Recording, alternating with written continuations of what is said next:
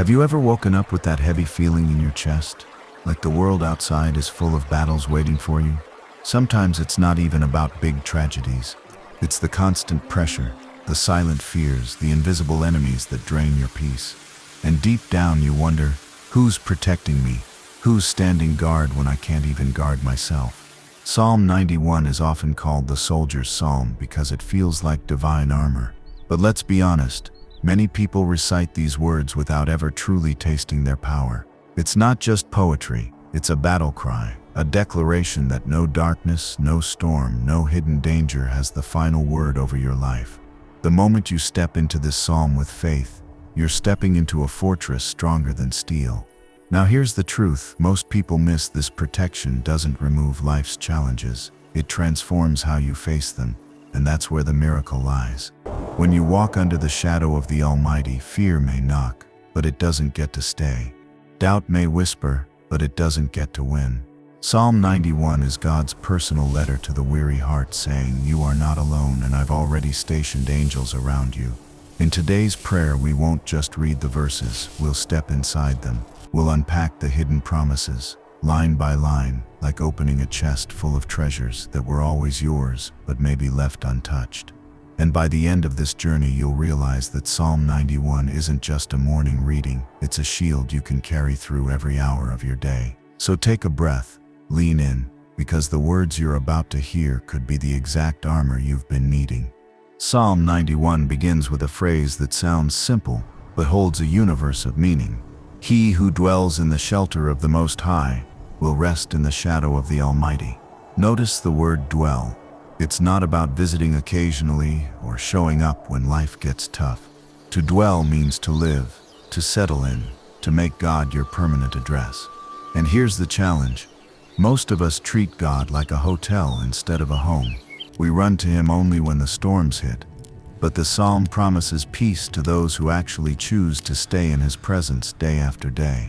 Think about it. The shadow of the Almighty isn't just a metaphor, it's a picture of closeness. You can't stand in someone's shadow unless you're near them. That's God's invitation. Intimacy. He doesn't want you to only admire Him from a distance or memorize verses like a ritual.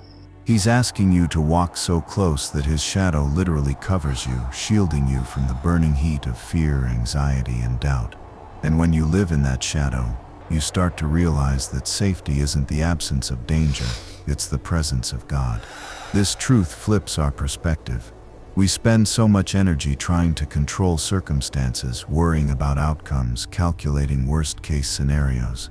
But Psalm 91 whispers a radical truth. Your safety isn't anchored in your strength, but in His shelter. The question isn't whether battles will come. They always do. The real question is, where are you dwelling? Because if your home is His presence, then even when chaos breaks out around you, your heart remains unshaken. The psalm continues, "Surely He will save you from the fowler's snare and from the deadly pestilence." These words might sound ancient, but their meaning is painfully modern. A fowler's snare was a trap, something hidden, designed to catch its victim by surprise. Doesn't that describe life's challenges perfectly? The betrayal you never saw coming, the diagnosis that blindsided you, the quiet battles in your mind that no one else knows about. We all face snares, some physical, some emotional, others spiritual. But here's the promise. God doesn't just warn you about them, He rescues you from them. Now notice the second part, the deadly pestilence. In ancient times, this referred to plagues and diseases that spread without warning. Today, we might think of illnesses, pandemics, or even the invisible epidemics of fear and loneliness. Psalm 91 is brutally honest. Dangers exist, yet it offers something the world cannot. Assurance that God's protection extends even to the unseen. That doesn't mean we'll never get sick or face hardship. It means that even in the valley, He holds authority over outcomes, and nothing touches you without first passing through His hands. Think about how much peace this perspective brings. While others live in constant paranoia, scrolling headlines, bracing for the next disaster, you get to breathe differently. You can face uncertainty without being consumed by it. Why? Because your trust isn't in statistics, politics, or luck. Your trust rests in a God who already knows every trap, every pestilence, every unseen danger. He doesn't just protect you, He prepares you. And when you realize that, you begin to walk through life not as a victim of chance, but as a child under divine care. Psalm 91 paints one of the most tender images of God's protection. He will cover you with His feathers, and under His wings you will find refuge. It's a picture of intimacy, not just power. Think of a mother bird shielding her chicks during a storm. The thunder roars, the rain pounds, predators lurk nearby. But those small lives remain safe, hidden beneath wings, stronger than they'll ever know. That's the kind of protection God offers. Not distant, not abstract, but close enough for you to feel His shelter like warmth against your skin. But here's the tension. Many of us struggle to believe this level of care applies to us personally. We think, sure, God protects pastors, missionaries, or people with stronger faith. But me, I'm too flawed, too weak, too inconsistent. Yet Psalm 91 doesn't come with qualifiers. It doesn't say the perfect will find refuge. It says you will. That's the radical kindness of God. He knows your flaws and still spreads His wings wide enough to cover you. In fact, sometimes your weakness is the very reason He pulls you closer, so you can finally experience His strength. And then comes the second promise. His faithfulness will be your shield and rampart. Notice it's not your faithfulness, but His. That means even when your trust wavers, His reliability does not. He becomes both shield and fortress, the defensive walls around your soul. This flips the pressure off your shoulders. You don't have to perform for God's protection. You just have to stay under His wings. And once you learn to live there, courage starts to rise. Suddenly, storms don't feel like the end of the story. They feel like opportunities to witness the strength of the one holding you through them. Psalm 91 doesn't shy away from the reality of fear. It declares, "You will not fear the terror of night, nor the arrow that flies by day, nor the pestilence that stalks in the darkness, nor the plague that destroys at midday." This verse is like a catalog of human anxieties. The terror of night speaks to those moments when shadows stretch long and your imagination magnifies every threat. The arrow by day reminds us of sudden attacks, those sharp words, betrayals, or crises that hit when you least expect them. Darkness hides dangers, midday exposes them, but the promise remains the same. You don't have to live enslaved to fear. Fear is powerful because it multiplies in silence. It whispers worst-case scenarios into your mind, creating movies that never actually play out. How many sleepless nights have been wasted rehearsing disasters that never came? Psalm 91 confronts that reality with boldness. You will not fear. It's not just encouragement. It's a command rooted in divine assurance. God isn't asking you to deny reality or pretend threats don't exist. He's inviting you to anchor your heart so deeply in Him that fear loses its grip. The danger may still be present, but the panic no longer owns you. And this courage doesn't come from positive thinking or self-help tricks. It flows from knowing who walks with you. Imagine stepping into a battlefield, but beside you stands the Almighty, shield raised, armor gleaming, unshakable. Suddenly the arrows don't define your destiny, and the terror of night doesn't decide your peace. That's what Psalm 91 offers. Not a life without battles, but a heart that beats steady in the middle of them. Fear may knock at your door, but when faith answers, fear has no choice but to retreat. One of the most striking promises in Psalm 91 says, 1,000 may fall at your side, 10,000 at your right hand, but it will not come near you. At first glance, it sounds almost unbelievable. How can chaos surround you, yet somehow not consume you? This verse paints the picture of a battlefield where destruction seems overwhelming, yet you stand untouched. It's not about arrogance or invincibility.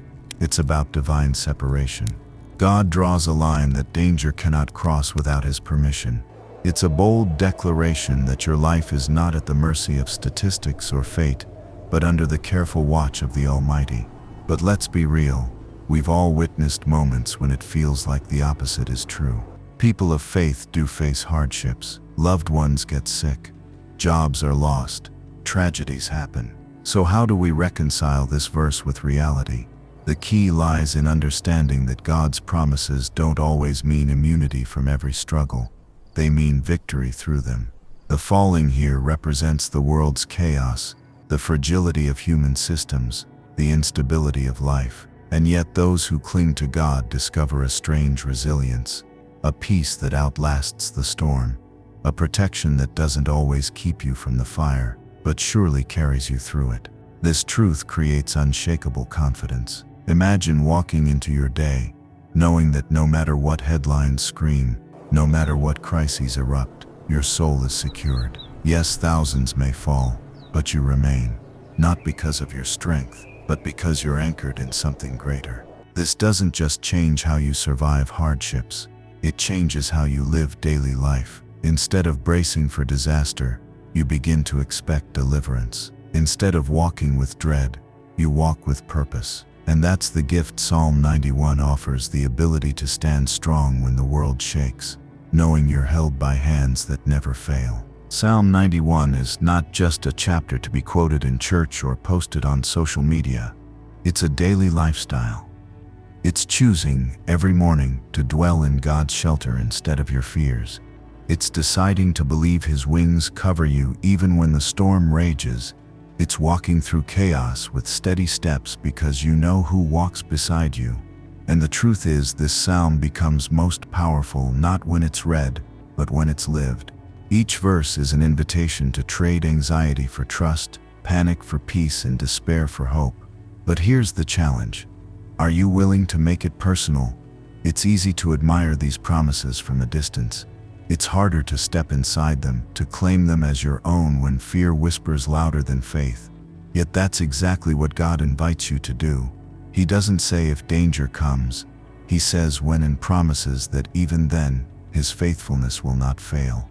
So the next time darkness tries to intimidate you, remember, you're not a victim of random chance. You are a child of the Almighty, and the shadow you walk under is stronger than any force against you.